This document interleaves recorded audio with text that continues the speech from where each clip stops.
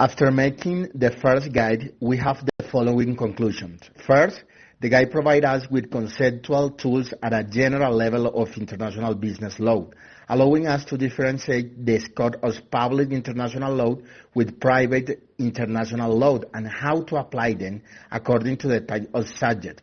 That is, depending on whether it is a state, an international organization, a natural or legal person, and the situation to analyze the legal framework of each business.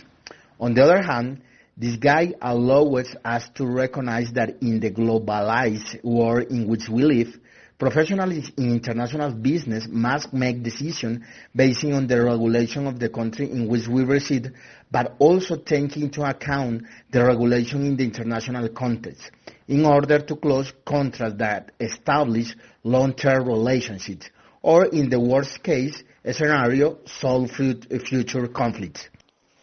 What I have understood about the international public law is that it was a good idea to create these rules and laws that help many countries to have peace and good business relationships.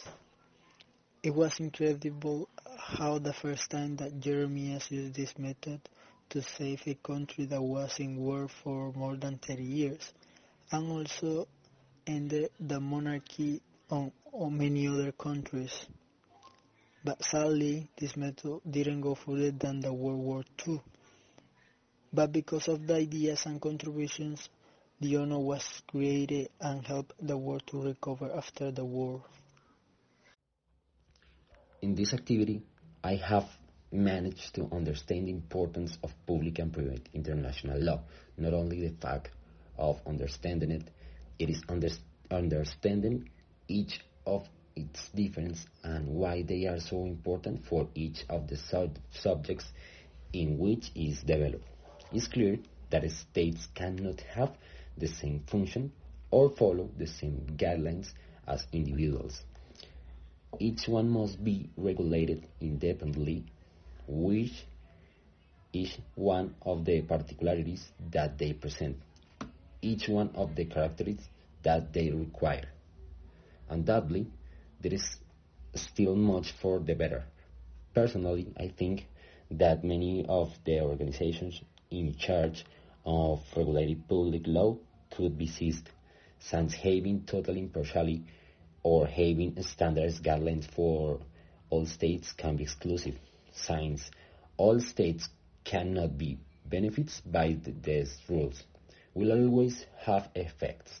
For these reasons, private international law still has much to improve. Now, regarding public international law, it can be seen that in most cases the jurisdiction of origin of the individual prevails. For that reason, when it comes to states with less strong jurisdictions, impunity can be present. In some cases, the power or supremacy of a nation can also be present, like United States. Thank you.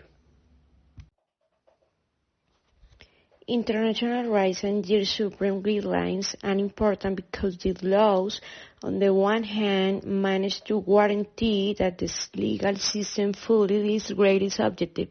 This means, on the other hand, to grant security and also legal certainty to the members of an increasingly chaotic, complex, and demanding international community. I consider that knowing each of the branches of international law in public and private sectors are useful for important and for business. Actually, in the world, trade grows every day. For example, foreign markets right, franchise, etc. For this reason, the application of the law is very important for us.